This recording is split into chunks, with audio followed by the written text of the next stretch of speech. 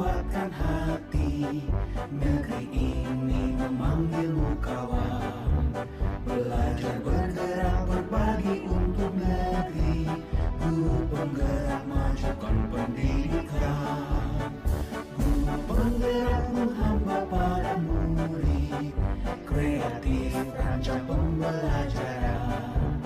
Hargai potensi, tingkatkan prestasi, lahirkan profil pelajar Pancasila. Belajar bergerak berbagi untuk negeri, kita menjalin kolaborasi. Belajar bergerak berbagi untuk negeri, demi bakti pada Ibu Pertiwi.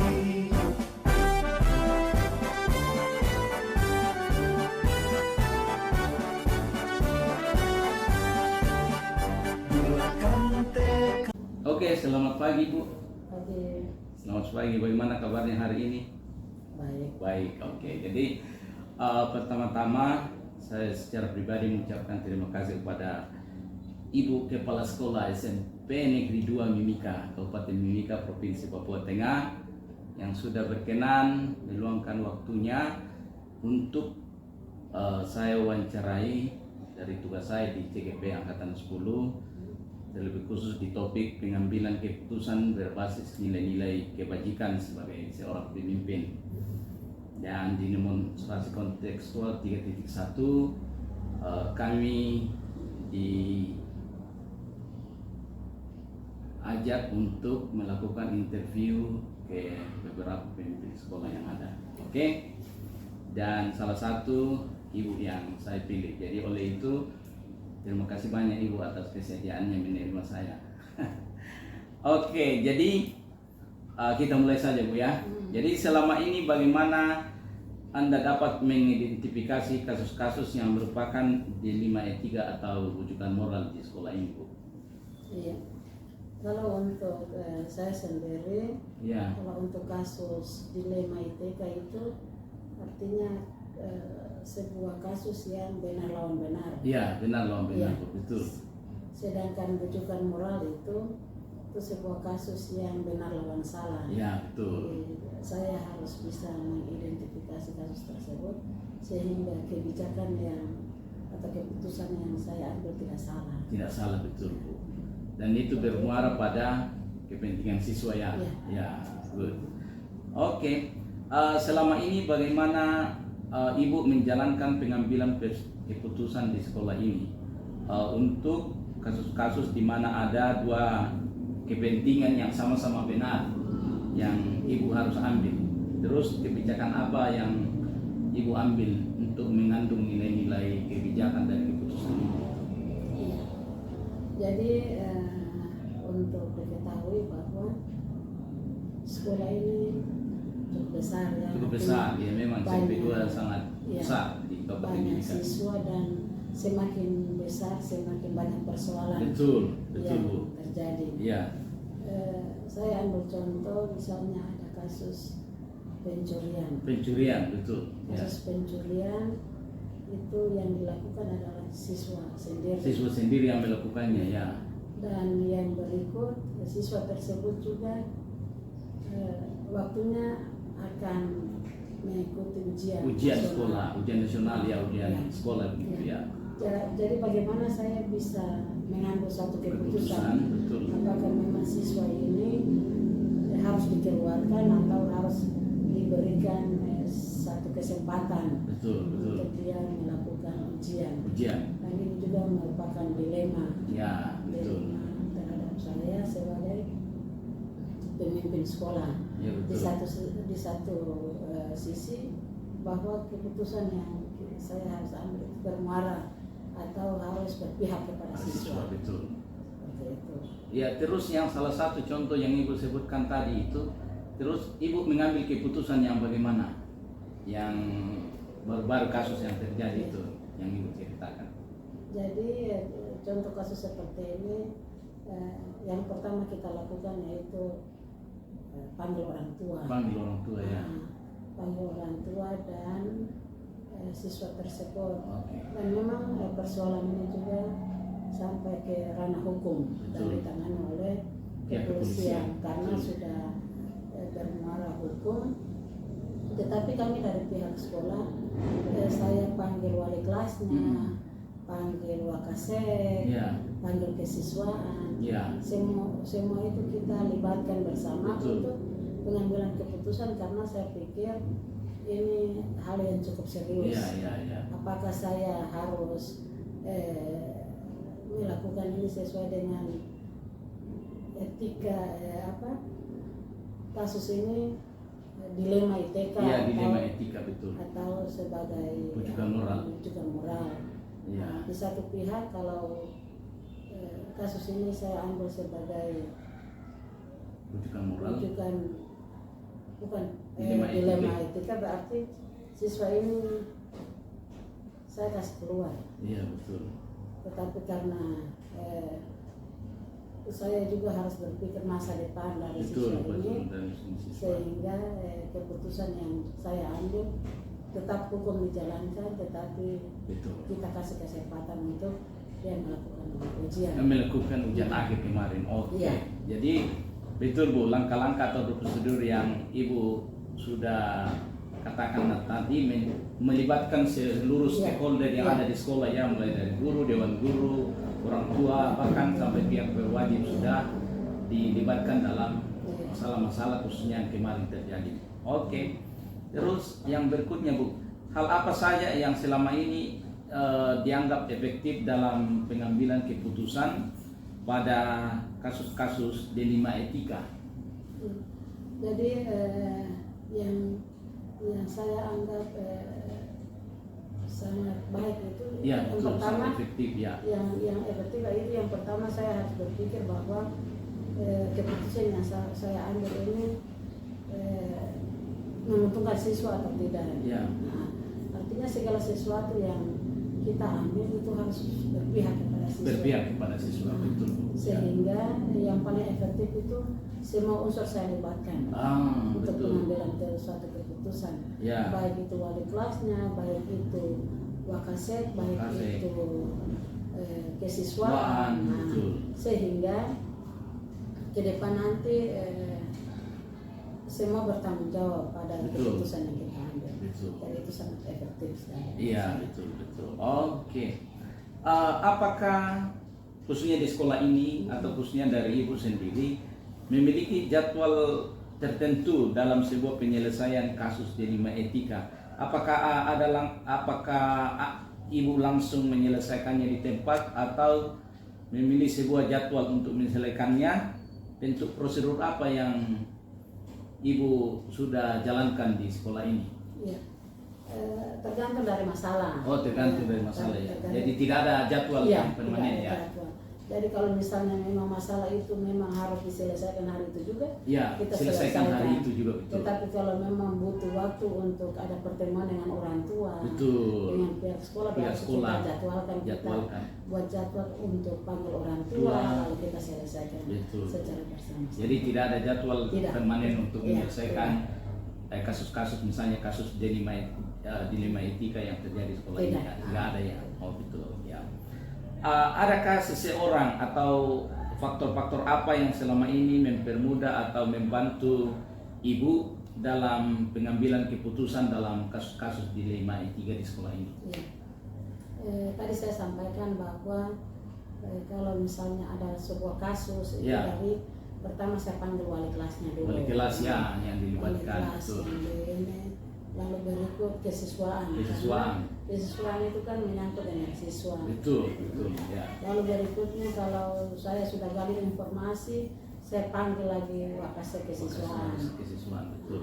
Wakasek kesiswaan, sehingga orang-orang itu pasti memiliki memiliki alasan atau betul. ya, dan memiliki jawaban-jawaban dari setiap persoalan itu, sehingga saya tinggal rangkum saja. Betul, iya. Sehingga pada saat mau memberikan keputusan, saya tetap bertanya. Betul. Saya tetap memberikan kesempatan kepada orang-orang yang saya panggil untuk memberikan penjelasan dan misalnya pendapat mereka. Pendapat mereka. Jadi pendapat mereka misalnya anak ini harus seperti apa, nah, baru saya putuskan. Betul. Ada beberapa pertimbangan dari alasan-alasan itu, pendapat-pendapat guru-guru yang tadi baru saya putuskan. Betul, iya. Karena betul Bu, karena dalam memutuskan suatu kasus hendaknya kita berorientasi juga apa yang melatar belakangi kasus itu terjadi pada siswa. Jadi semua ibu gali begitu ya untuk mendapatkan informasi yang cek. Oke, good. Dari semua hal yang telah disampaikan tadi Ibu, pembelajaran apa yang dapat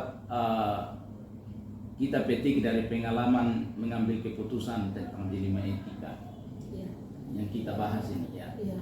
Jadi untuk saya itu sebuah kasus atau sebuah persoalan itu harus kita selesaikan secepat mungkin. Betul. Jangan kita biarkan berlarut-larut. Ya. Jadi kalau misalnya pas ada kasus langsung kita selesaikan. Ya. Panggil, kita gali kenapa siswa ini dia begini, kenapa siswa ini dia begini, harus kita gali lalu kita panggil orang tua dan harus diselesaikan secepatnya. Sehingga tidak berlarut-larut dan tidak ada tindak lanjut atau hal-hal yang tidak baik yang akan dilakukan oleh siswa itu.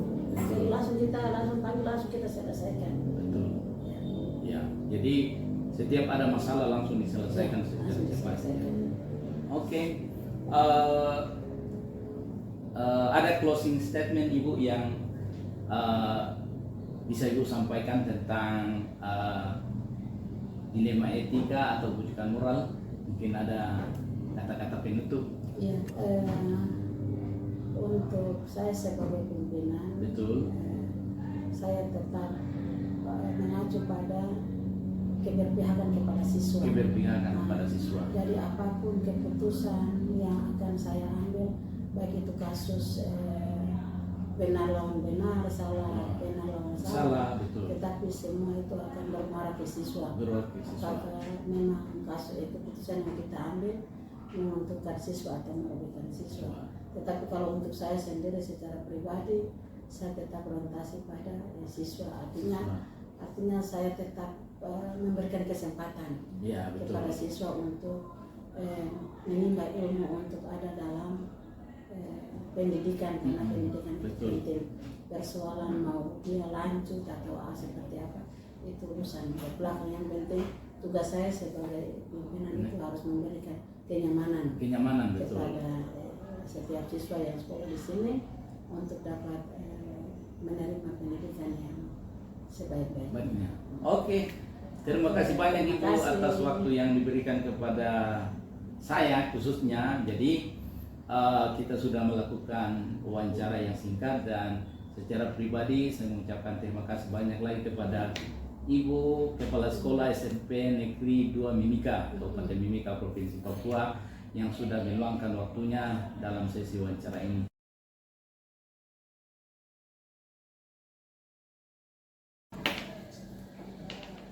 Oke, selamat pagi Pak Kepsek. Pagi Pak. Ya.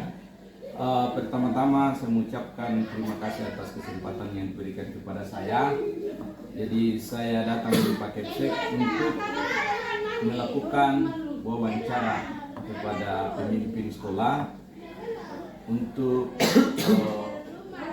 melakukan atau melaksanakan tugas saya di CGP Angkatan 10 tentang demonstrasi kontekstual modul 3.1 pengambilan keputusan berbasis nilai-nilai kebajikan sebagai pemimpin. Jadi saya datang untuk menginterview Bapak sekaligus membagi pengalaman kepada saya untuk bagaimana pengambilan keputusan itu yang berbasis nilai-nilai kebajikan sebagai seorang pemimpin. Mungkin kita langsung saja Bapak. Ada beberapa pertanyaan yang saya akan tanyakan. Yang pertama, selama ini bagaimana Bapak dapat mengidentifikasi kasus-kasus yang merupakan dilema etika atau moral? Iya, baik, terima kasih Pak selaku calon penggerak. Ya, terima kasih sudah memilih saya Ya. menjadikan sebagai tempat untuk menggali informasi tentang hal-hal Ya. yang menyangkut tugas dari CGP ini. Ya, betul. Kalau untuk mengidentifikasi kasus-kasus yang merupakan dilema etika, Ya. itu biasanya kami melihat dari aturan sekolah, Ya, betul. melihat dari aturan sekolah yang ada, yang Ya. merupakan pembiasaan anak-anak, Betul. pendisiplinan anak-anak, yang biasanya itu benturan dengan apa yang dialami oleh siswa. Betul. Iya, contohnya seperti ini. Ketika kami membuat aturan bahwa anak-anak itu harus menggunakan sepatu, Ya. ya, harus menggunakan sepatu ketika mereka datang ke sekolah, tidak boleh terlambat. Betul. Tetapi kondisi yang tidak memungkinkan, Ya. ya kondisi yang tidak memungkinkan sehingga kebijakan yang kami ambil karena aturan, Betul. kemudian kita mau ambil kebijakan nantinya salah juga. Salah Oleh karena juga. itu kami mengidentifikasi dari segi itu. Dari segi itu, Ya, ya. kami identifikasi dari segi itu. Oh, ternyata ini masuk dalam dilema etika. Dilema etika. Oke. Begitu, Pak. Iya. Oke. Jadi selama ini bagaimana Bapak menjalankan pengambilan keputusan di sekolah Bapak, terutama untuk kasus-kasus di mana dua kepentingan yang sama-sama benar Iya. atau sama-sama mengandung nilai-nilai kebajikan. Iya. Ya. Jadi tentunya untuk mengambil sebuah keputusan yang notabene itu sama-sama Benar. benar, Ya, itu memang kita perlu keputusan yang sangat hati-hati. ya betul. Oleh karena itu saya secara pribadi tidak bisa mengambil keputusan sendiri, Betul. tetapi saya bersama dengan beberapa orang tim pimpinan yang ada, Betul. baik itu kaum kesiswaan, Betul. humas, Ya. kemudian wali-wali kelas ini, Ya, itu kami betul. berkumpul bersama Ya, untuk ya. membicarakan kasus seperti ini. Kemudian kami mempertimbangkan tentang sisi daripada masalah dan dampaknya. Dampaknya. Ya, itu penting sekali sebelum memutuskan itu. Dan intinya berfokus pada siswa ya. Ya, intinya Berpihak berfokus pada siswa. siswa. Oke, Ya. betul. Oke. Terus langkah-langkah atau prosedur seperti apa yang biasa Bapak lakukan selama ini untuk menangani sebuah kasus? Langkah-langkah atau prosedur yang bagaimana? Langkah-langkah yang biasa kami ambil itu, ya, yang pertama itu kami kumpulkan informasi dulu, ya, informasi terkait, Kumpulkan ya. informasi ya. Terkait. Setelah kami kumpulkan informasi itu kami identifikasi, Ya. kami identifikasi Identifikasi. nilai-nilai yang bertentangan, Ya. nilai-nilai yang bertentangan terhadap aturan-aturan Aturan-aturan. yang kami buat. Betul. Kemudian itu apakah itu betul aturan itu memihak kepada murid atau bagaimana? Ya. Karena itu kami pertimbangkan dan putuskan untuk semua pihak. Oke, betul. Iya. Jadi intinya bersama-sama dengan dewan guru yang ada di sekolah Iya. untuk mengidentifikasi masalah-masalah yang ada Mhm. dan memutuskan sesuai dengan kesepakatan yang ada di sekolah bersama dengan dewan guru. Betul. Ya. Hal-hal apa saja yang selama ini Bapak anggap efektif dalam pengambilan keputusan pada kasus-kasus dilema etika ini? Hal yang paling efektif adalah melibatkan berbagai pihak Ya, dalam proses pengambilan keputusan, Pak. betul, betul. Karena penting sekali komunikasi yang jelas di sini. Ya. Iya, komunikasi yang jelas, transparan Hmm. dalam membuat keputusan. Ya. Iya. Dan mengikuti prosedur yang sudah ada. Ya. Tentunya kita mengikuti prosedur yang sudah ada dan memastikan keputusan yang kita ambil itu sesuai dengan prinsip dan aturan yang berlaku. Iya. Kemudian Ya. itu kembali lagi itu bagaimana Berpihak. keputusan itu Berpihak berpihak kepada kepada murid. murid. Iya, Oke. betul. Oke. Apakah Bapak memiliki sebuah tata kelola atau jadwal tertentu dalam sebuah penyelesaian kasus dilema etika? apakah langsung menyelesaikan di tempat atau memiliki sebuah jadwal yang untuk menyelesaikannya? Bentuk atau prosedur seperti apa yang Bapak jalankan? Ya, di sini kita tidak menerapkan jadwal, tetapi kita fleksibel. Fleksibel, Kita ya. melihat keadaan yang ada, Ya. kemudian kita secara segera kita langsung mengambil sebuah tindakan. Ya, kita membuat sebuah tindakan supaya hal-hal itu tidak larut-marut begitu. Betul. Seperti itu. Kemudian kita kelola semua informasi yang ada, kemudian kita putuskan dan kita tidak lanjut. Ya, jadi intinya di sini Bapak di institusi ini tidak memiliki jadwal yang tetap dalam menyelesaikan setiap permasalahan, karena kasus yang ada itu tidak terprediksi juga. Iya, jadi kadang hari ini terjadi, besok tidak ada. Jadi intinya setiap kasus yang ada segera diselesaikan. Supaya tidak berlarut-larut. Oke. Ya. Adakah seseorang atau faktor-faktor apa yang selama ini mempermudah atau membantu Bapak dalam pengambilan keputusan dalam kasus-kasus dilema etika? Kalau faktor-faktor mempermudah saya, tentunya ini melibatkan stakeholder yang ada. Oh ya, melibatkan stakeholder yang ada di. Ya, keterlibatan semua yang pemangku kepentingan yang ada. Betul. Sehingga masalah yang ada itu bisa terselesaikan dengan cepat. Karena kalau kita hanya sendiri itu masalahnya tidak akan cepat selesai. Artinya di sini ada kolaborasi. Betul. Kolaborasi yang baik dari semua pemangku kepentingan di sini.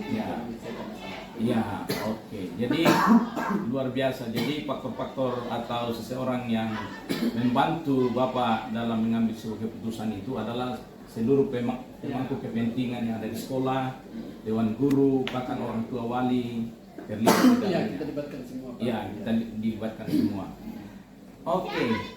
Dari semua hal yang telah disampaikan, pembelajaran apa yang dapat Bapak petik dari pengalaman Bapak mengambil keputusan tentang dilema etika ini? Ya, pembelajaran yang saya petik itu Pak, bahwa dalam menyelesaikan sesuatu itu perlu adanya melibatkan orang dan komunikasi yang efektif di sini. Ya. Jadi sesungguhnya setiap masalah itu tidak ada yang dibilang tidak bisa diselesaikan. Selama itu kita komunikasi dengan baik, kita cari solusinya yang baik, maka hal-hal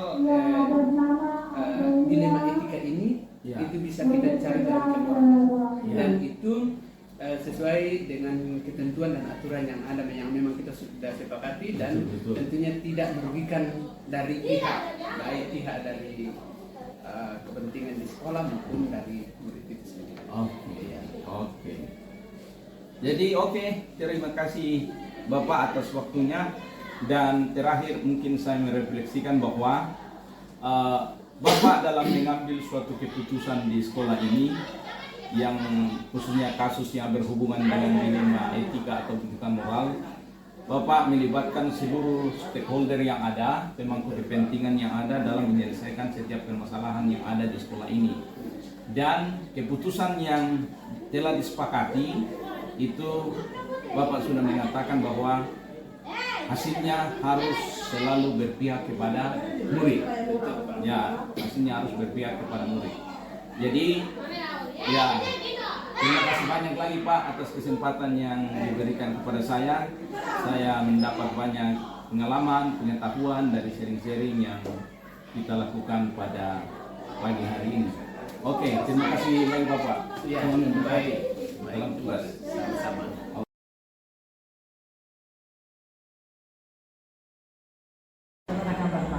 Baik. Selamat pagi Bu. Pagi Pak. Pertama-tama saya mengucapkan terima kasih atas waktu yang Ibu luangkan untuk saya gunakan sebagai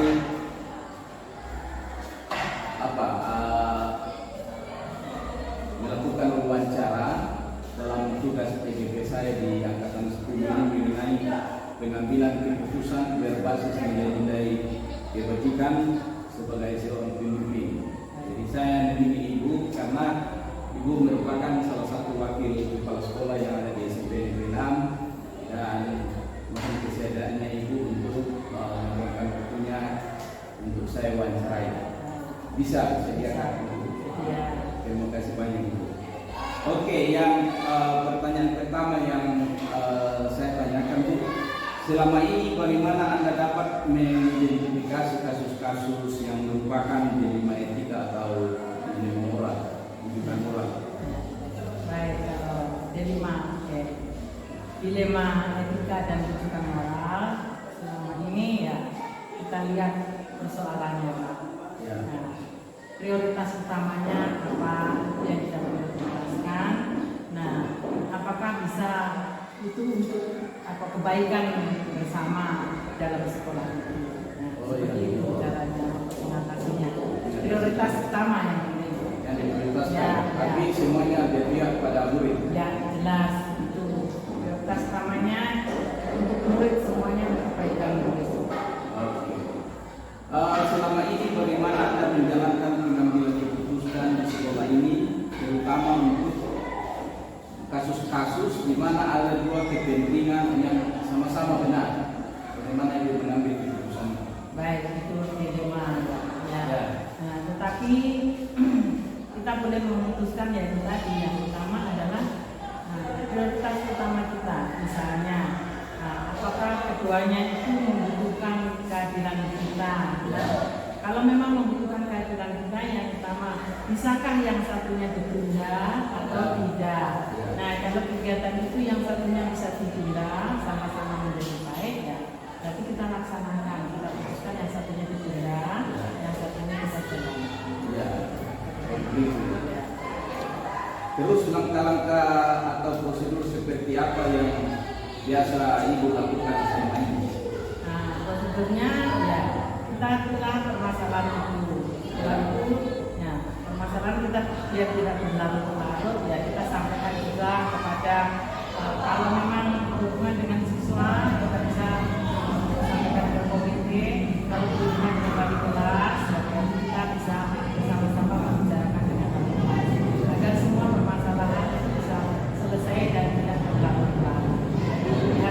Tentunya kita umum permasalahan yang akan kita selesaikan. Jadi semua Ibu libatkannya Ya, kolaborasi. kita untuk kolaborasi tidak bisa memutuskan ya. Hal-hal apa saja selama ini yang dianggap efektif dalam pengambilan keputusan pada kasus-kasus ini? Kalau dilemakan pasti kita sampaikan kepada dewan guru misalnya kalau ada sama-sama ada rapat di sekolah, terus sementara ada juga yang penting yang harus dihadiri di dinas. Ya. Nah kalau di dinas kan tidak mungkin kita menundanya Pak. Ya. Tetapi kalau rapat di sekolah bisa kita tunda atau kita berikan mendelegasikan tugas itu kepada yang di bawah kita. Ya. Kalau memang itu memungkinkan, kalau tidak dimungkinkan kan bisa ditunda esoknya.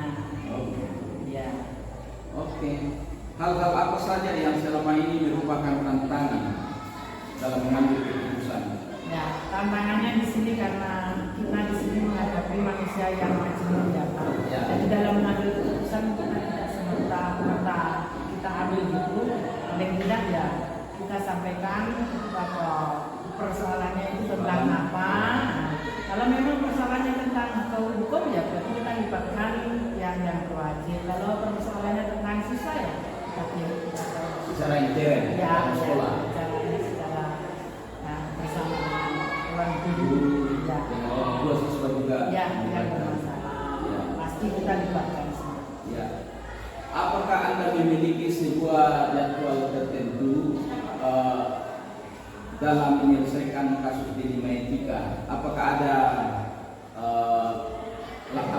Anda langsung juga menyelesaikan pada saat itu atau ada prosedur lain yang seperti apa yang dilakukan? Baik, itu tergantung permasalahannya Pak ya. Jadi tidak ada jadwal Ya, spesifik. ada jadwalnya. Tapi kita paling tidak kita meminimalkan persoalan itu biar tidak berlarut-larut untuk segera dibicarakan dan diselesaikan.